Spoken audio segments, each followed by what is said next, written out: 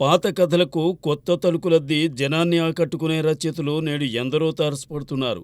వారందరికీ అభిమాన రచయితలు సలీం జావేద్, బాలీవుడ్ స్టార్ హీరో సల్మాన్ ఖాన్ తండ్రి సలీం ఖాన్, హిందీ దర్శకుడు ఫర్హాన్ అక్బర్ తండ్రి జావేద్ అఖ్తర్. వీరిద్దరూ సలీం జావేద్ కాంబోగా మారి 1970ల్లో తమ రచనతో యావత్ భారతాన్ని అలరించారు. 1971లో వీరి రచనతో రూపొందిన తొలి చిత్రం అధికార్.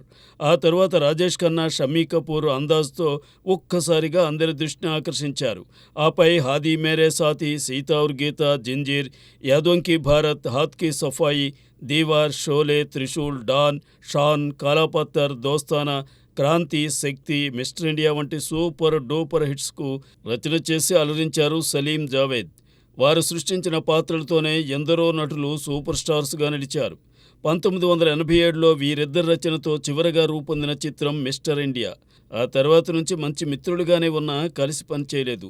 మళ్ళీ ఎన్నాళ్లకు అంటే దాదాపు 37 ఏళ్ల తరువాత సలీం జావేద్ ద్వయం రచన చేయడానికి పూనుకోవడం విశేషమే. అంతకుముందు ఎందరో హీరోలు రఫ్ అండ్ టఫ్ రోల్స్లో కనిపించి అలరించారు. అయితే జంజీర్తో అమితాబ్ బచ్చన్ను యాంగ్రీ యంగ్మెన్గా తీర్చిదిద్దింది సలీం జావేద్ అనే చెప్పాలి. ఆ తర్వాత నుంచి ఆల్ ఇండియాలో యాంగ్రీ యంగ్మెన్ అన్న పదం విశేషాదరణ చూరగొంది. సలీం జావేద్ రూపకల్పనలో యాంగ్రీ యంగ్మెన్గా అలరించిన వారిపై ఓ డాక్యుమెంటరీ రూపొందింది. ఈ డాక్యుమెంటరీ ఆవిష్కరణ వేడుకలోనే సలీం జావేద్ పాల్గొన్నారు.